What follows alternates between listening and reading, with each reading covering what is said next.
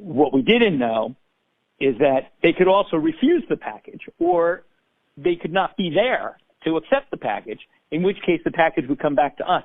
So we would be sitting in Cliff's apartment, and the mailman would come, and we'd get 2,000 CD packages back that we'd have to take apart, take the CDs out, and then repackage them again. So we were learning a lot day by day as we started to get some response to our commercials. Hello and welcome to episode number 4 of the Zak Kuhn Show. My guest today is Razor and Tie co-founder Craig Balsam.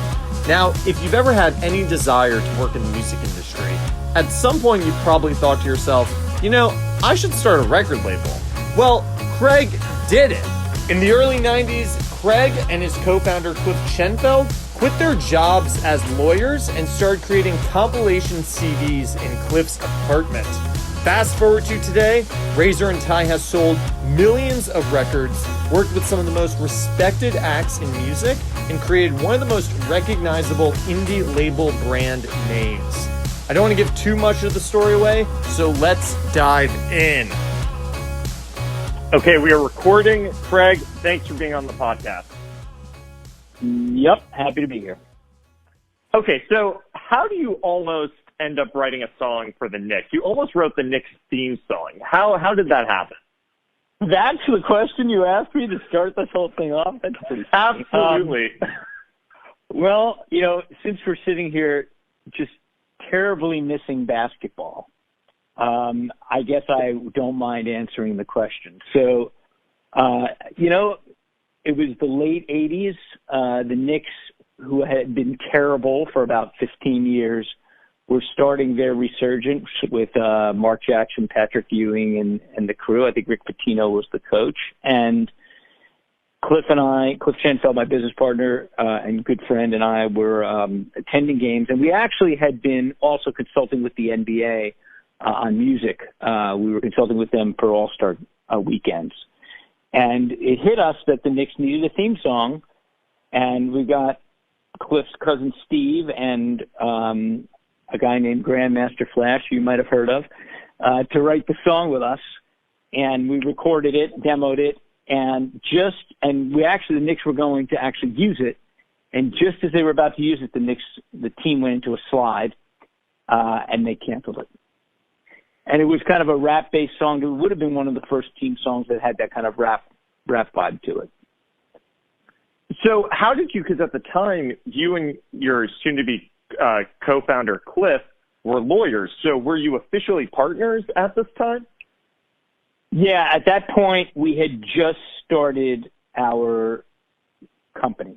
So it might have been even 1990 when we did this song, but we had just started our business, and we were always trying to figure out things that we could do together to actually make some money, and this was one of them. Okay, so I did a deep dive last night because I knew we were going to be talking, and I came across these 70s commercials of the 70s Preservation Society and those fabulous 70s, which, if I'm not mistaken, was the first sort of big project that you guys worked on. The commercials are hilarious.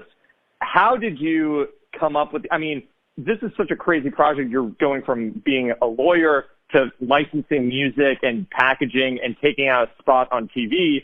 How did you come up with that first project that Razor and Tie worked on? So you are digging deep, Zach. You are digging deep, I can tell.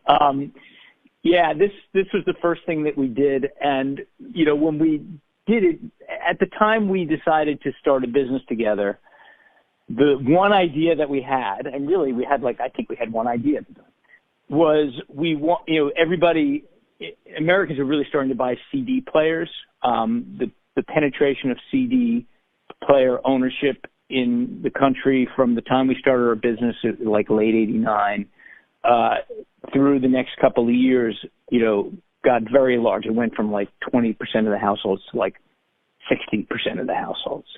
And what we wanted to do was digitize music from when we were growing up in the 1970s, a decade that we knew very well, and present it to America through our eyes, which was this very kind of kitschy, wild look at the 70s. And so we decided to pick a bunch of, I guess you can call them novelty songs, although they were all, top 5 hits. And we created something called the 70s Preservation Society, and we could put a guy on TV who said he was the president of the 70s Preservation Society, and we had him out there telling people that we had to revive the music of the 70s. And that's kind of how we started our business. We sold this compilation. We bought some media time, and all of a sudden we were off and running. We were selling some CDs. And how did you and Cliff were both lawyers, so I'm assuming that helped, but how did you figure out the licensing for the project? We chose the tracks, and then we actually went and just wrote letters to everyone who we thought would be the owner of the tracks. So we tried to kind of just research who owned the music. Sometimes they were major companies. Sometimes they were production companies. We wanted an Osmond Brothers track. The Osmond owned their own masters. We wrote a letter to the Osmond Brothers. Whoever it was, we reached out to them, and that began the process. And then all of a sudden, we got a call from Columbia Records Special Products Division, and they called us in, and we pitched them on the idea. We actually we had stopped wearing suits and ties, but we actually put on our nicest suit, and we went in and we pitched them on the idea, and they agreed to help us do the licensing. And that's how we started our business. So you take out this ad on TV, you package it, you come up with this great commercial. Was it successful right away? Shockingly, this particular commercial did well right away. The other convergence that happened, besides for people owning CD players and wanting music digitally, was that the cable TV industry was quickly changing. In the late 80s, early 90s, the number of TV stations grew rapidly. And a lot of these stations didn't have a lot of content. They licensed a lot of their content. Old TV shows, cartoons, like the Cartoon Network, game shows. And so they needed advertising. We were buying remnant advertising, for 1-800 ads, call now type stuff. And there was a lot of it available. So we were getting relatively low rates. And lucky for us, there were a bunch of people sitting at home watching game shows from the 1970s who wanted to buy 70s music. And that kind of began the process of us starting to see some reaction to our commercials. And at this point, I'm assuming it's just you and Cliff, not to get too much into the details, but how are you distributing the songs? Like, was it just you guys packaging the CDs, or did you team up with a distributor? Like what did the process look like? Well, it was Cliff and me. Our first office was in Cliff's apartment on 63rd Avenue, around the corner from the old Ritz venue. And it was Cliff and I and the cat, Carmen, their cat. And we basically were sitting there figuring out how we could get this music out there. So we did the TV commercials. We hired a telemarketing company to take the 800 calls. We hired a company to do the shipping. And then at that time, whenever you advertise on TV, you actually had to take credit cards and also take COD, basically meaning the UPS man or the post office would go to people's homes with the package. They would have to get paid in cash right there and then, or a money order for the package, and then that money would find its way back to us through either the Postal Service or UPS.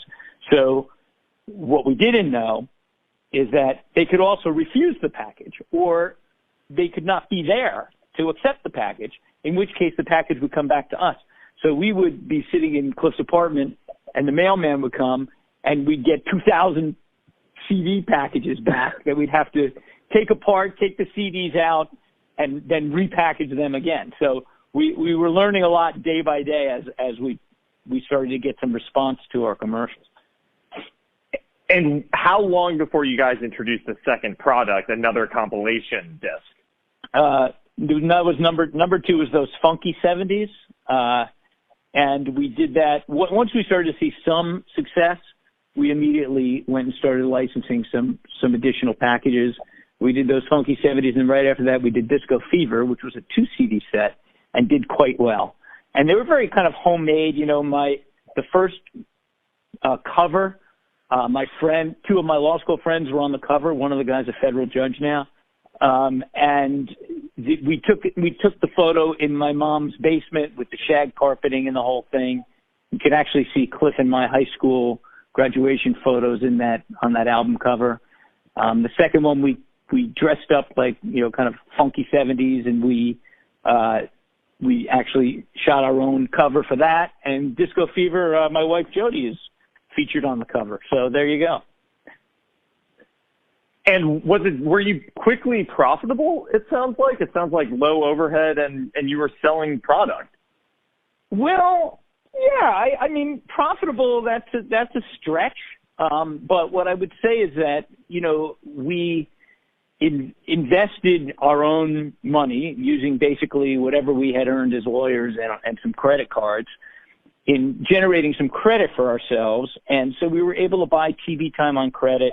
We were able to buy the CDs from Columbia Records on credit. And then, you know, when you sell stuff on TV and you're taking credit card orders, you're getting cash pretty quickly. So we were able to kind of somehow make it cash flow in a way that, you know, helped us get rolling. I mean, we had our share of issues once we started growing, but, you know, we were able to kind of get the business going that way. So you're working out of Cliff's apartment. Do you remember like the first full-time employee that you hired, or when you guys, the first time you moved out of Cliff's into maybe an office space?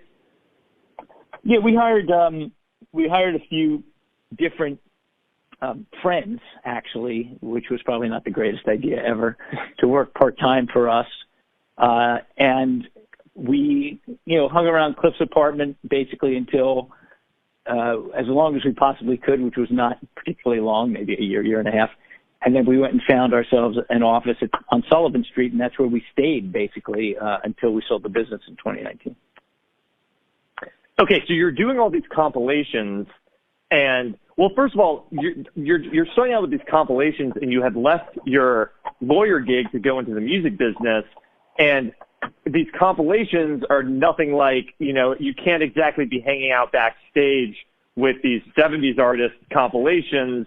You know, there's no music being made. Was that satisfying, or did that feel like the dream that you thought of when you were going to go into the music business? Was that sort of, was it satisfying to be putting out these records, or did you feel like you were excited to move into, you know, putting out your own original music, or original music that you guys were helping other artists put out?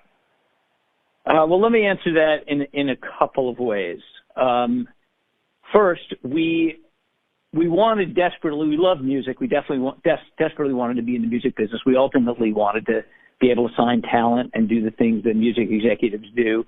But we also recognized that we didn't have the capital to do that. And we didn't really have the knowledge at that point to do that. We didn't know enough about how the music industry worked. So we were happy to kind of, you know, do what we were doing, make money, stay alive, and learn as we started to develop our business. Although I will also say that we found satisfying creative things while we were doing this. I mean, we created the packaging, so we did our own artwork, basically. We did the commercials ourselves. We shot them ourselves. We, you know, used professional editor, but we were in the edit rooms making them. And then we marketed them in a very unique way with this 70s Preservation Society concept. We ended up having the Lava Lamp Achievement Awards, which we had a couple of big parties in New York City. We brought in Danny Bonaducci and Tavares to accept Lava Lamp Achievement Awards. And, you know, we really had quite a lot of fun with it. We ended up actually being on many national TV shows as kind of 70s gurus. I think we were on the John Rivers Show. We were on CBS This Morning. So we had a good time doing all of those things as we were developing our business. And actually the next thing that made sense to us was, at the time, we knew how to license music. So we started licensing for retail distribution, albums, and we also made compilations that we licensed from major labels that we actually put out at retail. So records that we loved when we were younger that were not available yet on CD, we started licensing them, putting them out on CD. So we put Graham Parker's records on CD. And ultimately we became, let's call it a mini Rhino Records, where we were doing, serious kind of full career 2 CD compilations of great artists. And we had retail distribution for it. So we did a Glenn Campbell 2 CD package. We did Merle Haggard. We did a bunch of really interesting things. And we really enjoyed that as well, because that really let us put things out that we loved. Right. So when is the first time that you approach an artist or an artist approaches you and says, let's put out, an original new collection of songs? Scott Kempner from the Del Lords actually reached out to us, and his lawyer, a guy named Dave Wyckoff, who's still in Nashville. You may know him. A good friend of mine. Yes. Yeah, awesome guy. So he reached out to us, and he represented Scott and asked us if we were interested in signing him, and we signed Scott. He was the first guy that we signed. And what was the process like from putting out original music to compilations? Did you intuitively at that point sort of know what to do, or did you kind of have to figure out how to put out a new release? No, we had to figure it out. I mean, we basically had to figure everything out. But, as you do more and more, you learn more and more, you meet more people, and they help you. A lot of people were willing to help us out and help us get some education on how to do things. And so we, when we made Scott's record, well, the one thing we decided is if we're going to sign artists, we weren't going to be A&R guys like, hey, this doesn't sound right, change that, we need a single, like that kind of thing. We decided that the way we were going to be able to sign artists and be competitive is if we let them make the records they wanted to make. So that was part of the deal when we started to sign artists, is like we weren't going to twist their arm to do things that we thought they needed to do. We kind of let them turn in the records they want. Scott made his record with the guys, a guy named Lou Whitney, who produced it in near St. Louis, I think, in the Ozarks. And Lou was a great producer. They made a great record for us. And then we picked a single with Scott, actually, and we hired a radio promoter, and off we went. Okay, so taking a break from the timeline, it goes without saying we're in a crazy time right now, completely unprecedented. And I think it's interesting to see artists deciding about whether they should be putting out albums right now or delaying them. Dua Lipa put her album out last week. Lady Gaga's pushing hers. Pop stars and smaller acts, everyone's going back and forth. And I was curious, I think it probably is a case-by-case per artist, but if you were working with artists and sort of advising them about the current situation, how would you think about if this is a good time to put out a record or not? Well, there's a couple of things. One is you got to, right now we have no idea how long this is going to go.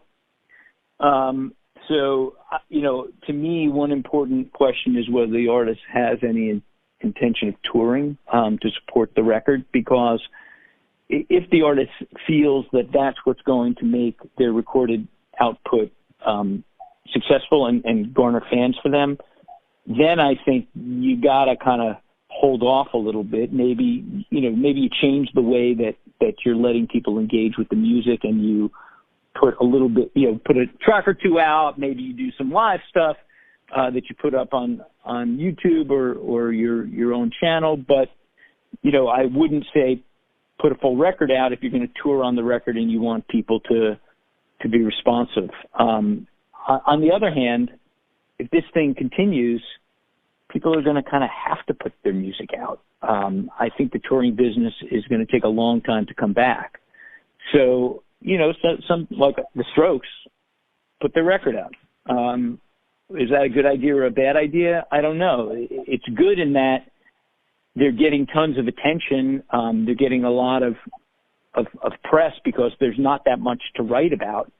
So they're getting good notices, and, ultimately they have a fan base. If they ultimately tour on this record, that'll probably be fine for them. So a lot of it depends on who the artist is.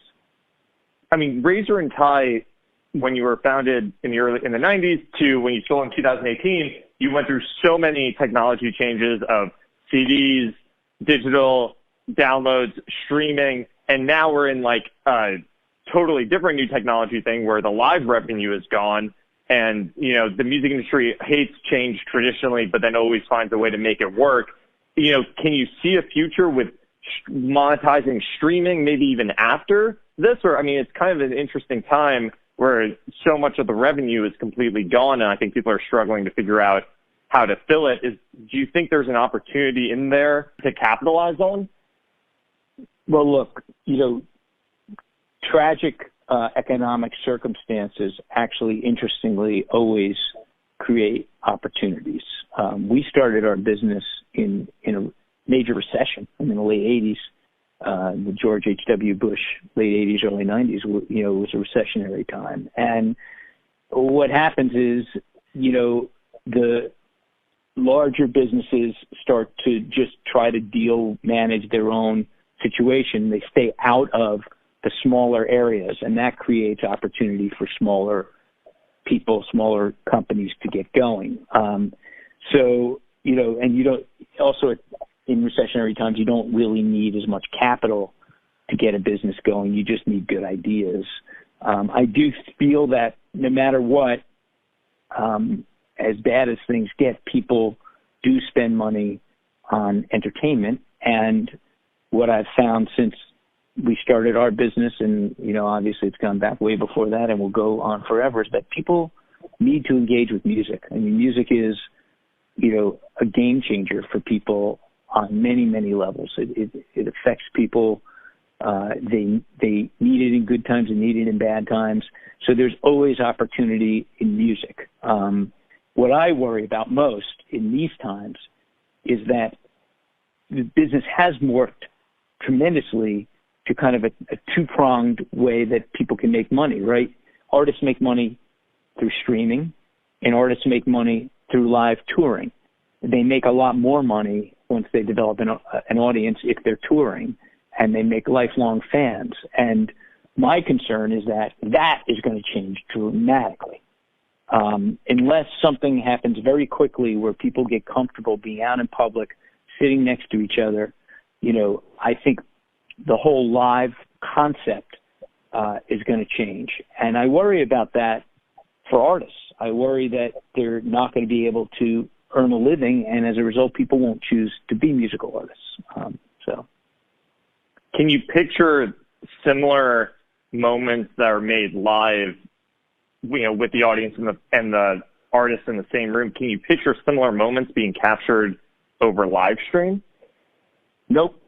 I will say that, and I also, I have some involvement in live theater as well. And, live performances for artists, bands, theatrical performances, Broadway musicals, they all require the audience to make the event. If the audience isn't there, it isn't the same. And you feel it every night. If you go to a show, an artist show or a theatrical show, and you go a couple of nights in a row, each night is different. And it's different because the audience makes it different. So I definitely don't see that being able to be picked up by these live streams.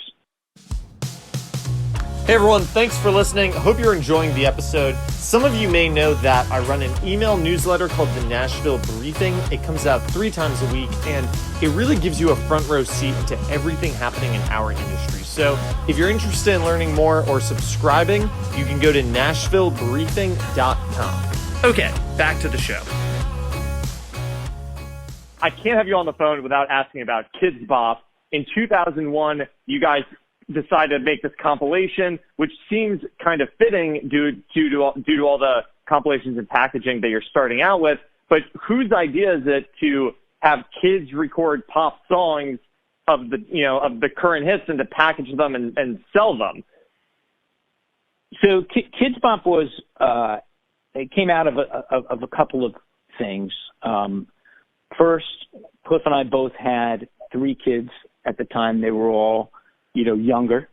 And as parents, we saw basically that there wasn't anything between Barney, which was, kind of like very prevalent for our kids. And Cliff and I both found Barney somewhat insipid. And then, kind of the pop music of the time, which, Britney Spears, Eminem, things that were not exactly for little kids. But the music was all tuneful. So, our thought was like, well, can we have kids sing these pop songs and make them more appealing for parents and kids? And at the same time, while we were thinking of that concept, we were thinking of it primarily because we had the opportunity to buy TV time on children's programming. And that was somewhat new. When, Nickelodeon, Disney HD, a bunch of other Cartoon Network, there were a bunch of children's stations that were children's programming all day long, and they had a lot of time available. By the time we started Kidz Bop in 2000, we had a relatively large in-house media buying business. We were buying our own media, and we were buying mostly TV commercials, remnant time, and we were buying them for also outside clients. So we were buying, $10, $20 million worth of media a year, and we saw this opportunity to buy reasonably inexpensive TV time, and we came up with a bunch of ideas for kids' products. This was one of them, and obviously it took off, did really well. And again, we kind of made the TV commercial was very homemade. Cliff and I went to my kids' day camp, summer day camp, and we shot the commercial there with some counselors and some kids.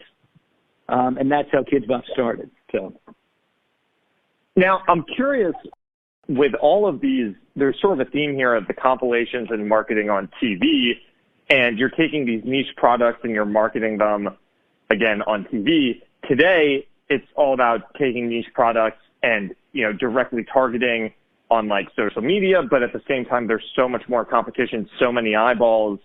Can you do a similar method today, or do you think the space is too competitive between content creators and eyeballs?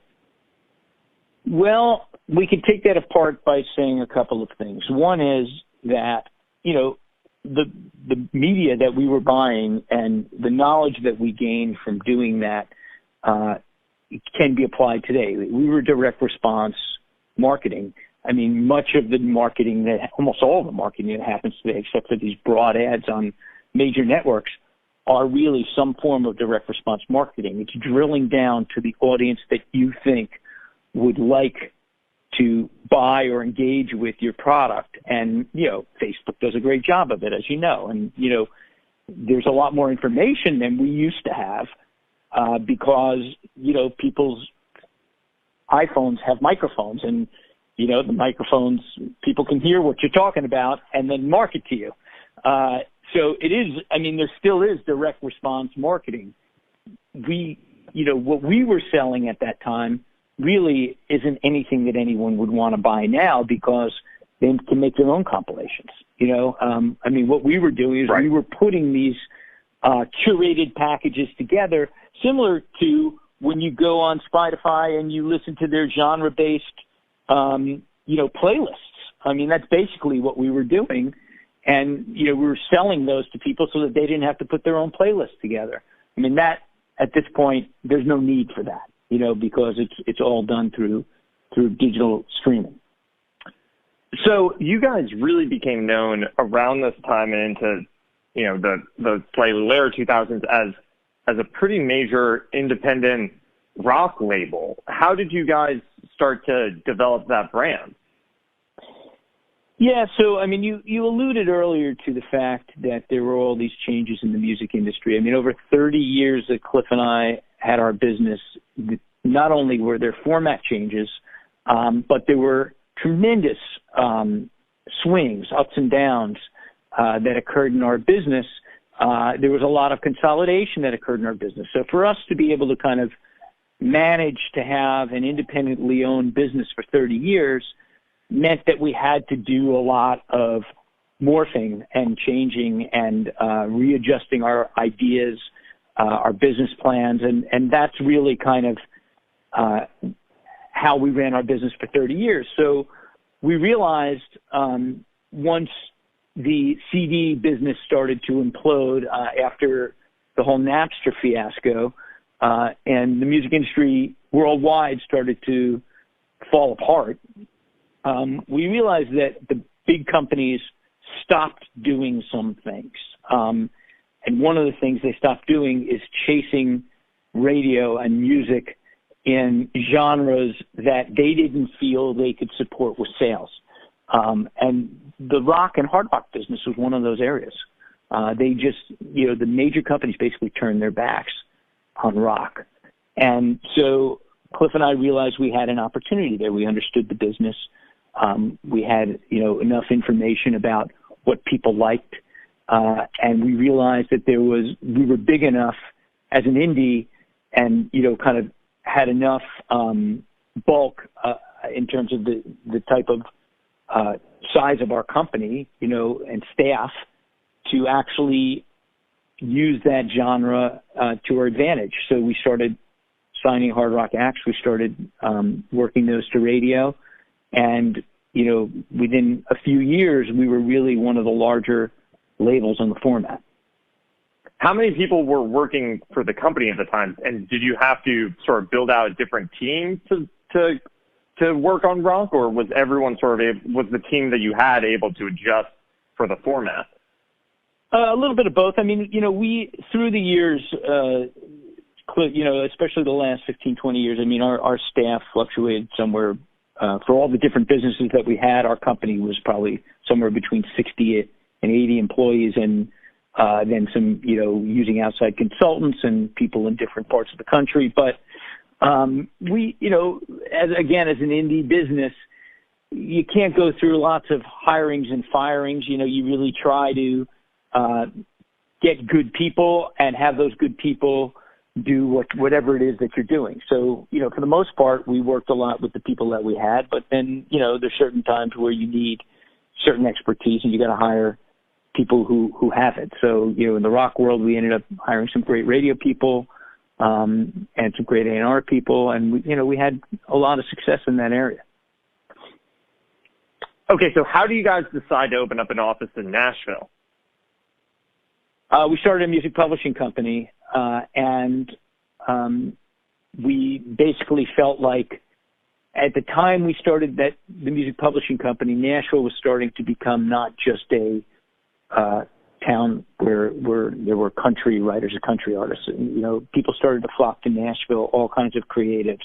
It's right around when Jack White just got there, and there were a lot of pop writers in Nashville. There were a lot of rock writers in Nashville. There were great bands who ended up finding their home there. And we thought it would be the right place to really launch our publishing business. And the publishing business that we ended up having was one that was based very heavily out of Nashville. We had most of our writers and most of our staff was there. So one of the things that seems kind of, consistent throughout Razor and Tie is you guys are incredibly capable of adapting from, these compilation albums to Kidz Bop to, reissuing music to rock to creating a country publishing company to, distributing Broadway albums from Ghostlight and Chick-a-Boom and, and so much else. As an entrepreneur, when you're jumping from thing to thing to thing, how are you thinking about how to adjust maybe the company or your mindset, or how are you able to make such fluid adjustments so successfully? Well, a couple of things. One is necessity is the mother of invention. So, when you need to keep creating to be able to support your staff and your employees and your overhead, you have to try different things. And we always did that. And I would also say that Cliff and I both didn't think of ourselves in a narrow way.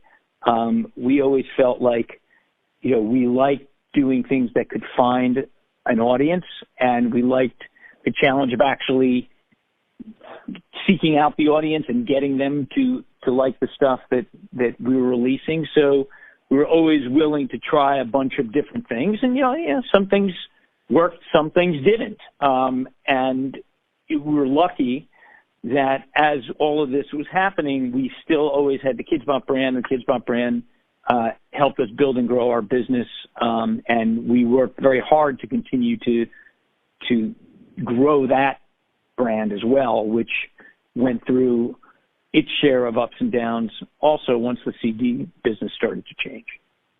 Was there a side of what you guys were working on that was closest to your heart in terms of just musical attraction?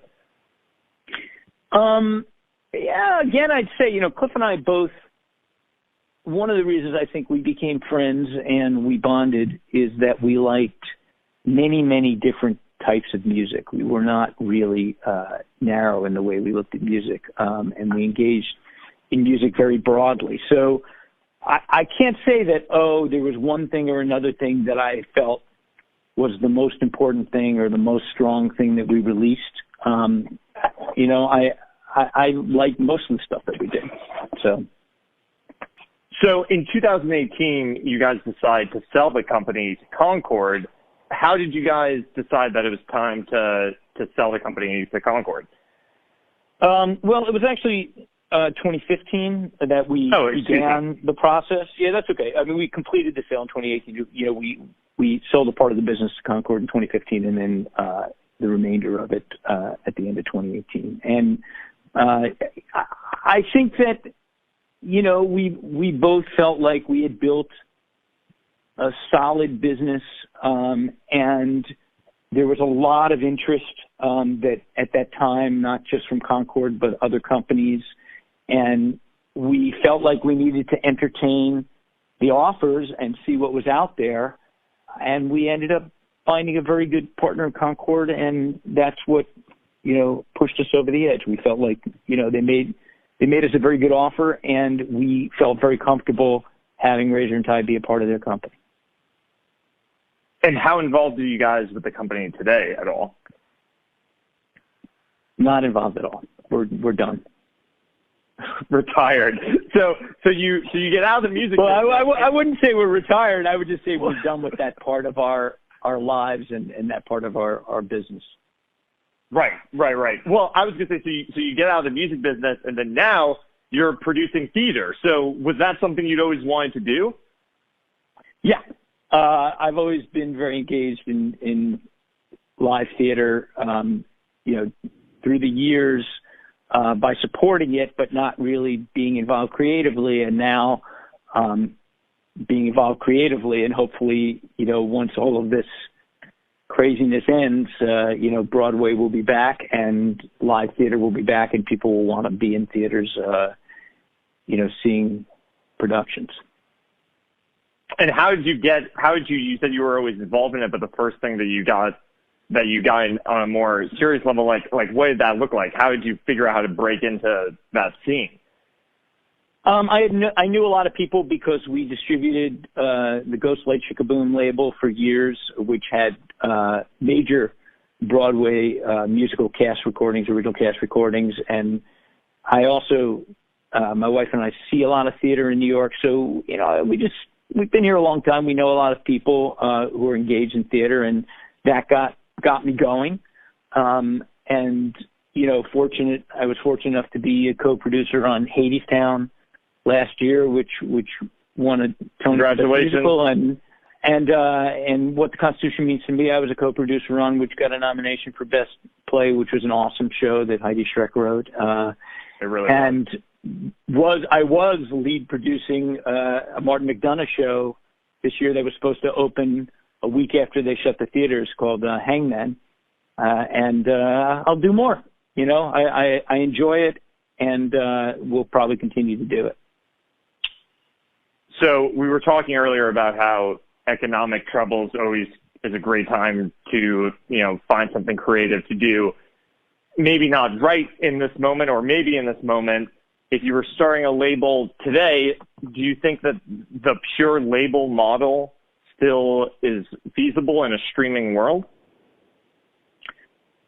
Well, that's a good question. I actually, if the touring starts to become a problem, I'm hopeful that it won't be. I'm hopeful that this virus will There will be medication and there will be a vaccine, and people won't, have this kind of long-term resistance to being in a tight room together seeing live music. But if live music starts to become an issue, then I think the traditional models get challenged. If it doesn't, I believe streaming is a very, very good long-term model for starting a record label. The only issue is it changes the capital issue, because it used to be you'd be able to release a CD and generate a large amount of revenue up front for recorded music. Now you can generate as much, if not more, revenue, but it's just a much longer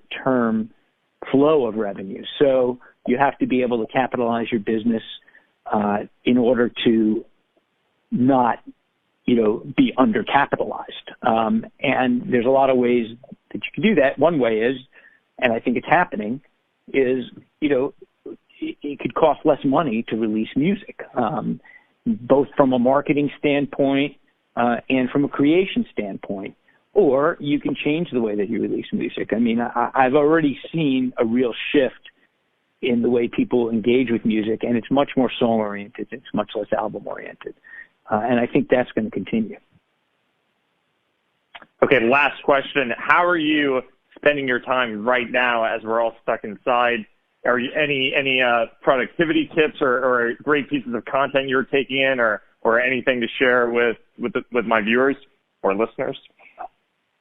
I'm doing what everybody else is doing. I'm watching a lot more visual content, catching up on all the shows like Ozark. I'm about to start. Ozark Unorthodox is pretty good too. I enjoyed that. I'm